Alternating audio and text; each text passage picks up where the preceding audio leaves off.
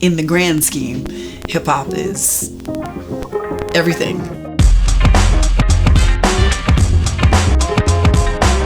Hip hop, in the essence, is a collective consciousness. It's a feeling, it's a vibe, it's the way you live life. The beauty of connecting with others who have something to say. It's a really powerful and amazing thing to be a part of. Hip hop isn't something that you can hold or see, but it's something that you feel. How hip hop became so ubiquitous it's one of the most profound questions. Hip hop as we know it, right? It's attached to things much earlier than even the 70s. You know, we're talking about jazz and these kind of forms. That's really, to me, is the original. The next time we're gonna swing for you is one of the good old favorites. I know when we say the culture, a lot of people automatically assign the dance and the music as a part of the cultural formation. And it wasn't even called hip hop back then, though. It was just called going off.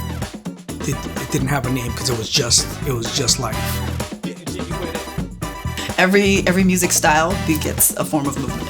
When the greatest of those creators were given the opportunity to share what they created, they took their dancers with them and they had the opportunity to sit down with people who connected with their music. It just continued to embed itself and allow people to say things that they felt that they couldn't otherwise. That's what I think happens with me. I bring people closer to my story. The first dance that's credited to being a part of hip hop or being hip hop is breaking, b-boying, b-girling. Legend has it that Kool Herc, because of paying attention to this group of dancers at the parties that would wait for the break of the song, the b-boys and b-girls would wait for it, come out and bug out to you. And they would just say left, right, hip, hop, hip. And then people from then were going, oh, did you go to that hip hop party yesterday? But just because they were hearing the word hip hop.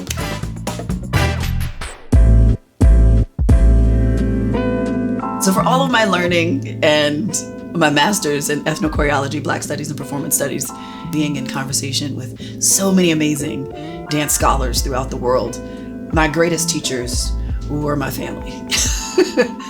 My aunts and uncles and my parents and my grandparents, and my great-grandmother and her friends, they all taught me everything that I know about dance and good dance. I'll give them that too. It wasn't just dance, it was how to make it good. Really how to make it full scope celebratory. I would watch my uncles get ready for their rec center talent shows, watch my parents get ready for their social club competitions. As they were all out at their competitions, I was being babysat by my great-grandmother, but her friends would come over and they would dance in the living room and I would watch and be thrown in every now and then. And yeah, it was everywhere.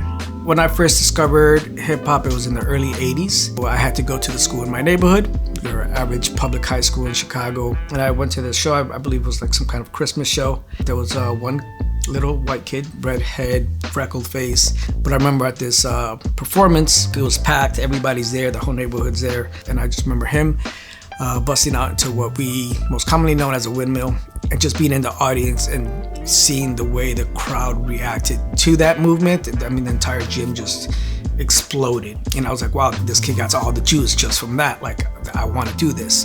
That's when I say I got bit by the bug. We often say that hip hop is the voice of who were the voiceless. I think for the most part, that's the draw. Not just being able to have a voice, but being able to share and amplify the voices of others too. As my students will tell you, the most critical thing that I want them to take away from any experience with me is an understanding of your full capabilities, a full all-out war against limiting yourself. What I want my students to learn is to find the value in themselves and their background and their families and where they come from, regardless of where that is. And you find that through the process of dance, through the challenges of these styles and forms. And that's honestly what hip hop does. It unlocks the truth and then requires you to celebrate it in order to continue to move it forward.